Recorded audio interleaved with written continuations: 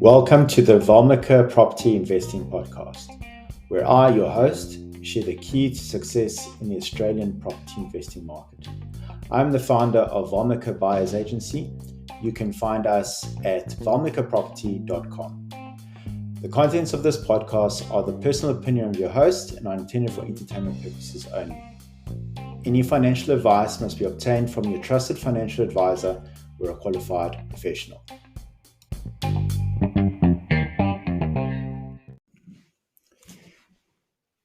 In today's episode, we're going to speak about interest rates and how they make the world go round. So we'll start off by explaining what are interest rates and who controls them. I'll then move on to why and how interest rates are used to control economies. Then we'll talk about the tools that are used by reserve banks around interest rates. And then what I'll do then is tie everything back to property. But before we begin, I'm going to take you through the auction results for this weekend. So from Saturday, 24th of June, 2023. So starting off with New South Wales and in particular Sydney. Sydney is just insanely strong. And there was a 78.7% clearance rate over this weekend. When you compare that to last year, that was 52%. You would never think that there was a surprise interest rate hike by the RBA not too long ago. It's just incredibly strong.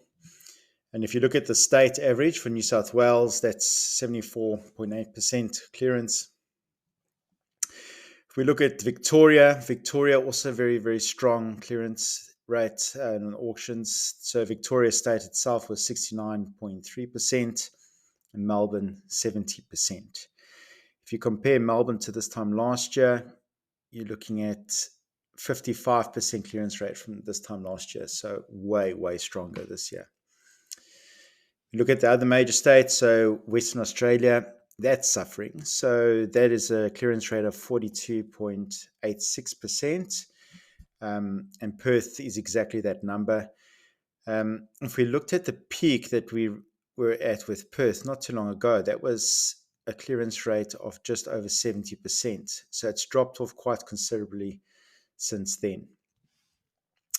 The other states, we run through them quickly. So South Australia, 79%, very strong. Then Queensland, 65%, with Brisbane at 67.5%. Tasmania, doesn't seem there was any data on that for this weekend. This is all from CoreLogic, by the way. And then Northern Territory, 100%, but then there was only 2 auctions recorded. So nothing much to compare there. All right, so moving on to interest rates. So interest rates and who controls them. Interest rates are basically what makes economies or what controls economies. It's what makes them move, basically. So what I mean by that, move. So if you've got high interest rates, then there's low cash in the system, there's less disposable income. Therefore, it slows down growth, so it slows down economies. If interest rates are low, there's more disposable income, and it implies more growth because there's more cash in the system. So it's a way of controlling economies around the world. And the interest rates are set by monetary policy, and that's the role of central banks from around the world. So the Reserve Bank of Australia, they influence the cash rate. The cash rate is the base rate of all financial products. So if you look at where cash rate is currently, you're looking at around 4.1%. That forms the basis. From there, financial institutions will set their interest rate levels. So, for example, if you look at your mortgage, they take the cash rate, which is the base rate, and that's the rate that banks lend to each other basically at. And then they'll apply a credit spread to it, and that will set your mortgage rate. And that credit rate is basically the risk added to that money. So 4.1%, the cash rate, is the risk-free rate. The credit risk added to that is the inherent risk on who they're lending the money to. That's why your mortgages are much higher than the 4.1%, because it reflects the risk of you as a credit or to the bank.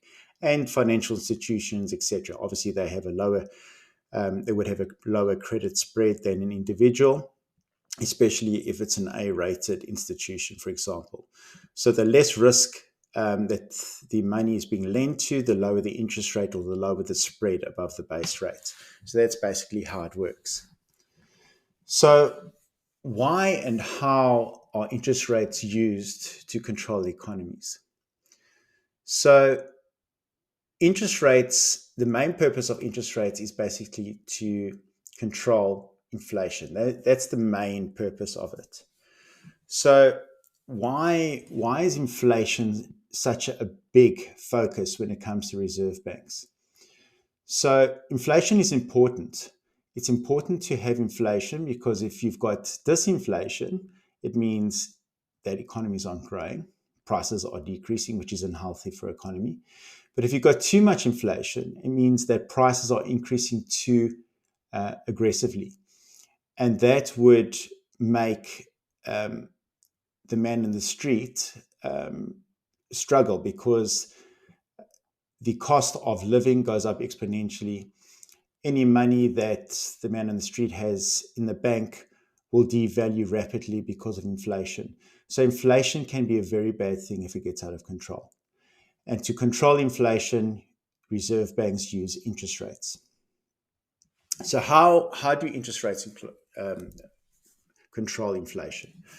So if you've got a economy that is booming and you've got a lot of disposable income in the system, so consumers are spending aggressively, it's causing prices to go up, inflation is becoming out of control.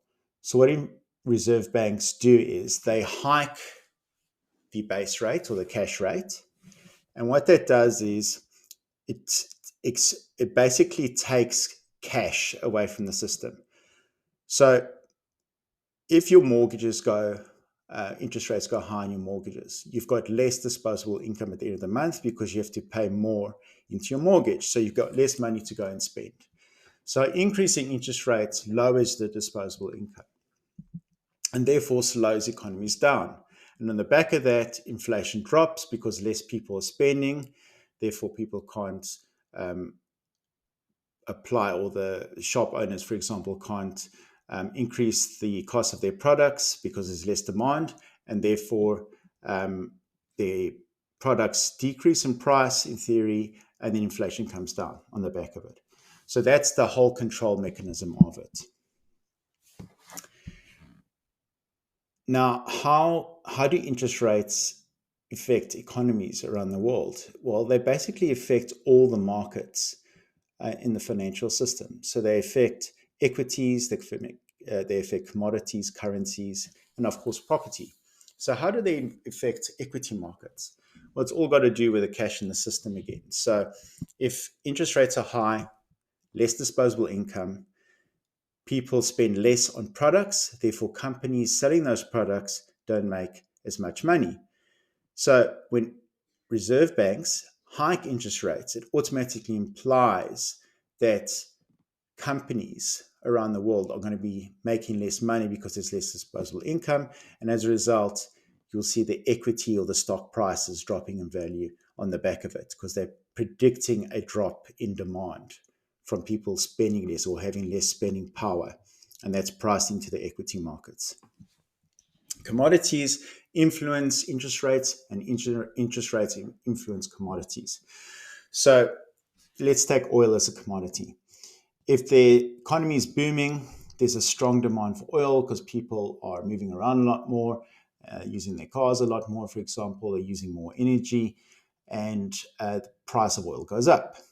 If the price of oil goes up, inflation goes up. And then if inflation goes up, interest rates go up. So it's like a balancing effect. So if there's less demand, people use their cars less often, for example, the price of oil goes down. So interest rates have an influence in controlling the price of commodities as well. And lastly, property markets, and this is the most obvious one. So property around the world, people use what we call gearing or debt instruments to debt finance property because they're large transactions. And the cost of that money is influenced by interest rates.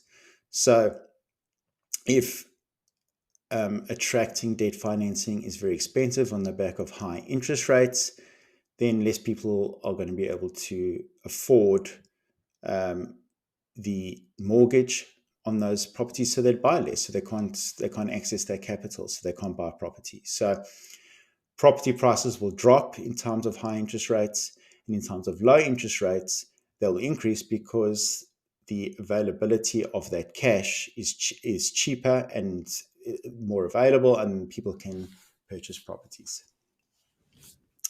So, what are the tools used by reserve banks?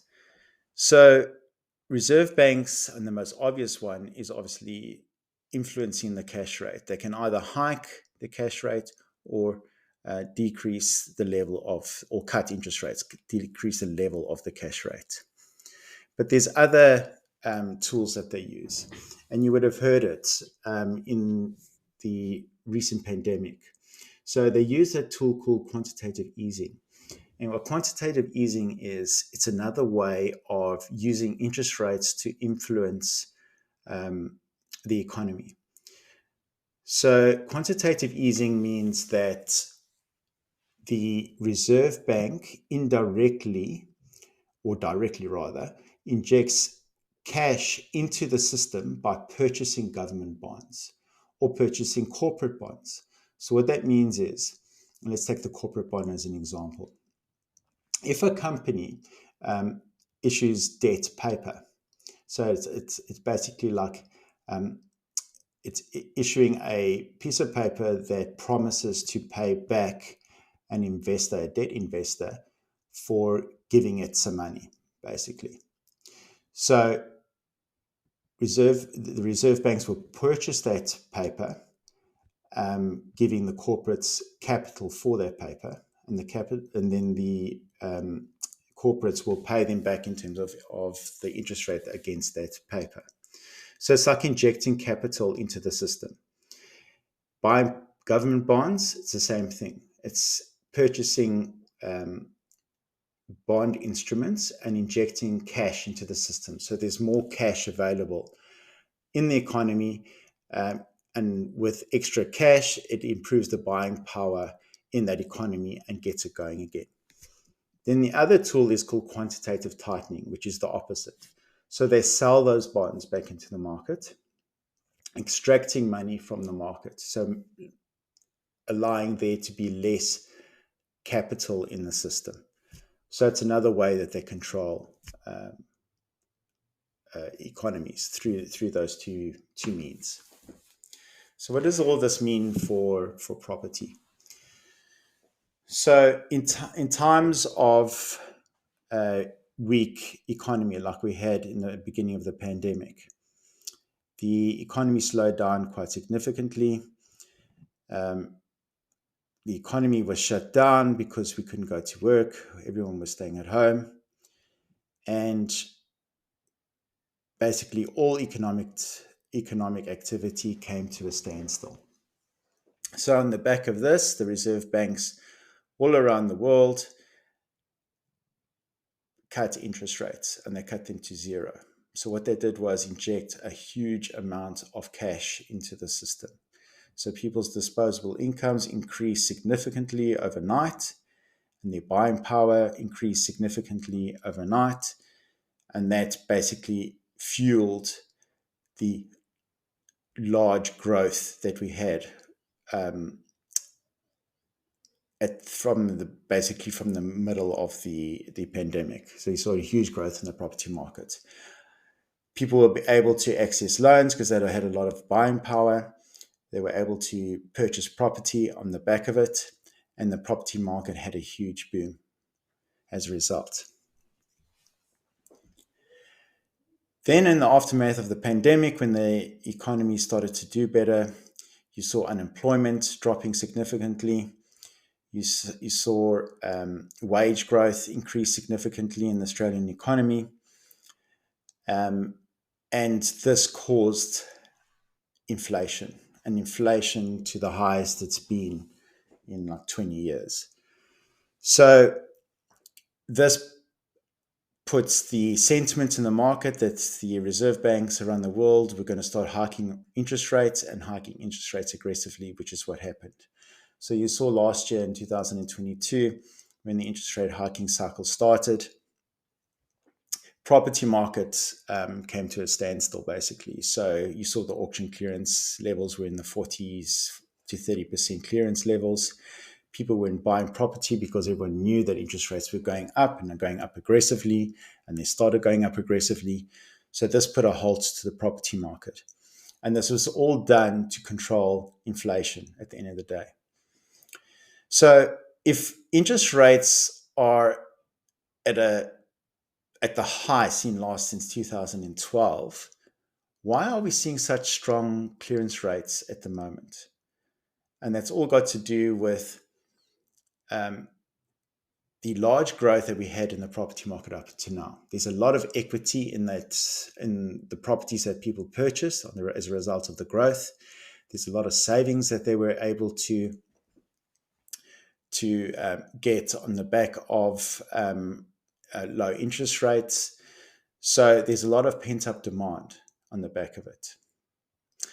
I hope that clarifies interest rates a bit more. We look forward to seeing you again.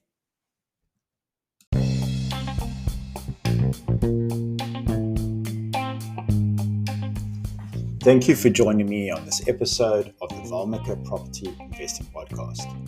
I hope you found our discussion insightful and empowering.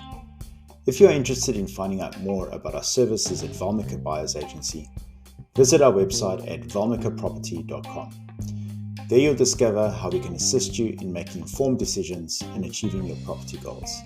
See you on the next episode.